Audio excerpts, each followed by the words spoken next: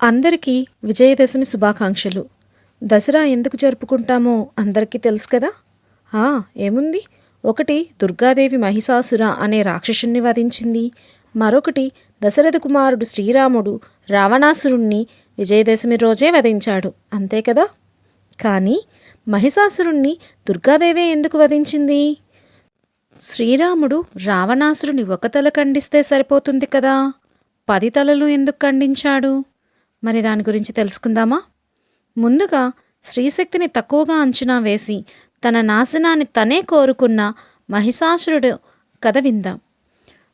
మహిషాసురుడు అనే రాక్షసుడు దేవతలను నాశనం చేయాలి, ఎంతో బలవంతుణ్ణి అవ్వాలి అని బ్రహ్మదేవుని కోసం తపస్సు చేస్తాడు. బ్రహ్మదేవుడు మహిషాసుర తపస్సుకు మెచ్చి ప్రత్యక్షమవుతాడు. బ్రహ్మదేవుడు ఏం వరం కావాలో కోరుకో అని మహిషాసురుణ్ణి అడగగా, మహిషాసురుడు నాకు అమరత్వం కావాలి అని అడుగుతాడు. అమరత్వం అంటే చావనేదే లేకపోవడం. బ్రహ్మదేవుడు అది సాధ్యపడదు, వేరేది కోరుకో అని అడుగుతాడు. మహిషాసురుడు బాగా ఆలోచించి ఏ మగవాడు నన్ను చంపకూడదు అని కోరుకుంటాడు. బ్రహ్మ అదేంటి మగవారే అని అంటున్నావు, ఆడవారు నిన్ను ఏమీ చేయలేరనా అని అడగగా, మహిషాసురుడు గట్టిగా నవ్వుతూ నాకు పోటీగా ఒక మగవాడే లేనప్పుడు బలహీనురాలైన ఒక ఆడది మాత్రం నన్ను ఏం చేయగలదు అని అంటాడు. బ్రహ్మ సరే, నువ్వు కోరుకున్న కోరికే నేను ఇస్తున్నాను అంటూ అక్కడి నుంచి మాయమైపోతాడు. మహిషాసురుడు ఇంకా తపస్సులు చేసి అస్త్రాలను సంపాదిస్తాడు. ఆ అస్త్రాలతో భూమి మీద ఆధిక్యం సంపాదించుకొని ఇక దేవతలను కూడా తన కింద ఉంచుకోవాలి అని యుద్ధానికి బయలుదేరుతాడు. అతని బలప్రదర్శన ముందు అందరూ ఓడిపోతారు. ఇంద్రుడు మరికొంతమంది దేవతలు అక్కడి నుండి తప్పించుకొని బ్రహ్మ దగ్గరికి వెళ్తారు. బ్రహ్మ నా వల్ల కాదు, విష్ణువు దగ్గరికి వెళ్దాం అని విష్ణువు దగ్గరికి వెళ్ళగా, విష్ణువు లేదు లేదు నా వల్ల కూడా కాదు అని అందరూ కలిసి పరమేశ్వరుని దగ్గరికి వెళ్తారు.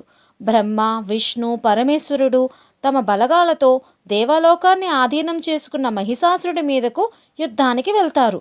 బ్రహ్మ, విష్ణువు, శివుడు ఎంత ప్రయత్నించినా మహిషాసురుణ్ణి చంపలేకపోతున్నారు. అప్పుడు బ్రహ్మదేవుడికి తను మహిషాసురునికి ఇచ్చిన వరం గుర్తొస్తుంది.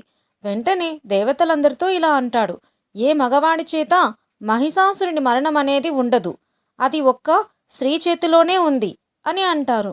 అంత శక్తిగల స్త్రీ ఎవరున్నారు అని దేవతలందరూ చర్చించుకుంటారు. అప్పుడు విష్ణువు ఎవరో ఎందుకు, మనమే ఆ స్త్రీని సృష్టిద్దాం, అదిగో నా చెల్లి పార్వతీదేవి ఆ రూపం దాల్చుతుంది. అందరి దేవుళ్ళు వారి యొక్క శక్తులను పార్వతీదేవికి అర్పిస్తారు.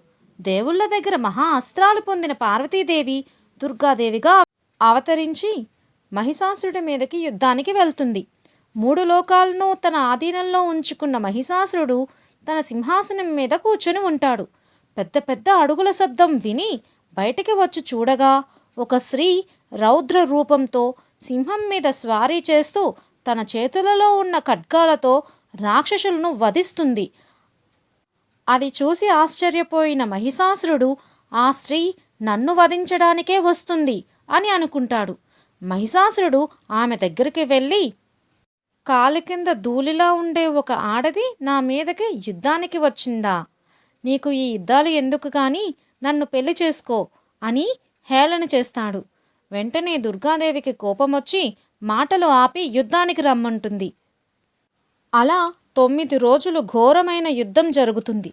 చివరిగా అనేక మారువేషాలలో యుద్ధం చేస్తున్న మహిషాసురుడు తన అసలు రూపమైన దున్నపోతు రూపంలోకి మారినప్పుడు దుర్గాదేవి ప్రచండ శక్తిగా మారి ఆ మహిషాసురుణ్ణి వధిస్తుండగా, ఆ మహిషాసురుడు స్త్రీను తక్కువ చూపు చూశాను, నన్ను క్షమించు తల్లి అని వేడుకొనగా, నీ తప్పు ఇప్పటికైనా తెలుసుకున్నావు అని దేవతలందరి ముందు చూస్తుండగా మహిషాసురుణ్ణి వధిస్తుంది దుర్గాదేవి.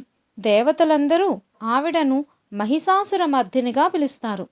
ఇక రావణాసురుని సంహరణం. శ్రీరాముడు సీతాపహరణం చేసిన రావణేశ్వరుని విజయదశమి రోజే తన బ్రహ్మాస్త్రంతో రావణుని 10 తలలు ఖండిస్తాడు. పురాణాల ప్రకారం దశముఖ ప్రజ్ఞాశాలి అని పిలిచేవారు. ఎందుకంటే అతను దశ జ్ఞానాలలో నిపుణుడు. అవి ఏమిటంటే ఋగ్వేద జ్ఞానం, మంత్రాలు యజ్ఞం తెలిసిన పాండిత్యుడు. యజుర్వేద జ్ఞానం అంటే హోమం కర్మకాండాలు తెలిసినవాడు. సామవేద జ్ఞానం సంగీతం వేదాల పాండిత్యం తెలిసినవాడు. అథర్వవేద జ్ఞానం మాంత్రిక శక్తి తాంత్రిక శక్తులలో నిపుణుడు. ఆయుర్వేద జ్ఞానం రోగాల చికిత్స అంటే వైద్యశాస్త్రం తెలిసినవాడు. జ్యోతిష్య శాస్త్రజ్ఞానం గ్రహాలు నక్షత్రాలు జాతకాల విద్య ఎరిగినవాడు. అర్థశాస్త్రజ్ఞానం రాజకీయం దానం ఆర్థిక వ్యవహారాల గురించి తెలిసినవాడు. కావ్య నాటక శాస్త్ర జ్ఞానవంతుడు. కవితలు సాహిత్యం వంటి కళలో నైపుణ్యవంతుడు. ధనుర్వేద జ్ఞానం ఆయుధాలు సమరం సైనిక విద్యలో పండితుడు. సంగీత శాస్త్రజ్ఞానం వీణ వాయించటంలో అతనికి సాటే లేరు. ఈ 10 విద్యలలో ఇంతటి విద్యాశాలి అయిన రావణాసురుడు నశింపచేసినది అతని 10 తలల్లో ఉన్న 10 చెడ్డ గుణాలు. అవి ఏంటంటే అహంకారం, అసూయ, ద్వేషం, క్రోధం, లోభం, మూర్ఖత్వం, మాత్సర్యం, రాగద్వేషాలు, అపరాధభావం, అహం. ఈ 10 దురాలోచనలతో తను ఎంత విద్యావంతుడైనా తన నాశనాన్ని తనే తెచ్చుకున్నాడు. కామవాంఛలతో పరాయి స్త్రీని తప్పుగా చూసిన రావణాసురుణ్ణి శ్రీరాముడు తన ధర్మ న్యాయ శక్తివంతమైన బ్రహ్మాస్త్రంతో వధించాడు. అది కూడా విజయదశమి రోజే చేశాడు కాబట్టి ప్రతి విజయదశమి నాడు ఆ 10 తలల రావణుణ్ణి దహనం చేస్తారు. ఈ రావణ దహనం రావణునికే కాదు మనకు కూడా వర్తిస్తుంది. ఎలా అంటారా? మనలో కూడా ఆ 10 గుణాలు అనేవి దహనం చేయాలి. అవి ఏంటంటే అహంకారం నేను మాత్రమే గొప్ప అని అనుకోవడం. అసూయ ఇతరుల విజయానికి సంతోషించకుండా కోపం తెచ్చుకోవడం. ద్వేషం ఇతరుల మీద చెడ్డగా అనుకోవడం. క్రోధం ఆలోచించకుండా ఇతరుల మీద అరవడం. లోభం ఇది సరిపోదు ఇంకా కావాలి అని అనుకోవడం. మూర్ఖత్వం నిజం తెలిసినా ఒప్పుకోకపోవడం. మాత్సర్యం ఇతరులు సుఖంగా ఉన్నారు మనమెందుకు లేము అని అనుకోవడం.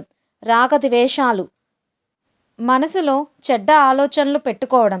అపరాధం చెడ్డ మార్గంలో వెళ్ళడం. అహం నాకు నేనే సాటి అని అనుకోవడం.